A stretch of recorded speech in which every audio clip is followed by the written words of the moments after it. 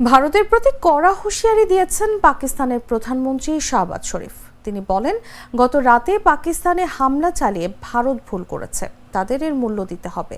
বুধবার রাতে জাতির উদ্দেশ্যে দেওয়া ভাষণে এমন হুঁশিয়ারি দেন পাকিস্তানের প্রধানমন্ত্রী। জাতির উদ্দেশ্যে শাহবাজ শরীফ বলেন, ভারত হয়তো ভেবেছিল পাকিস্তান পিছু হটবে, কিন্তু তারা ভুলে গেছে এটি এমন একটি দেশ যারা তাদের মাতৃভূমির জন্য লড়াই করতে জানে। ভারতীয় জেট বিমান ভূপাতিত করার দাবি করে পাকিস্তানের প্রধানমন্ত্রী বলেন, তাদের প্রতি আমাদের জবাব। তবে জেট বিমান ভূপাতিত করার বিষয়টি ভারতের পক্ষ থেকে নিশ্চিত করা হয়নি। পাকিস্তান দাবি করেছে, জম্মু ও কাশ্মীরে অন্তত 5টি ভারতীয় যুদ্ধবিমান গুলি করে ধ্বংস করেছে তারা। তাছাড়া পাকিস্তানি বাহিনীর হামলায় ভারতের কাশ্মীরে এখন পর্যন্ত 15 জন নিহত হয়েছেন বলে জানা গেছে।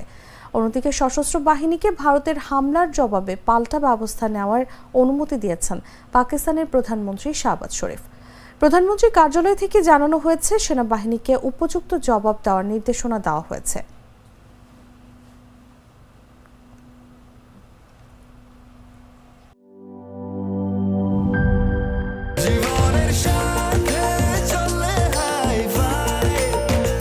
স্বাস্থ্যকর অল টাইম ফ্যামিলি কেক, সব সময় অল টাইম হেলদি লাইফ।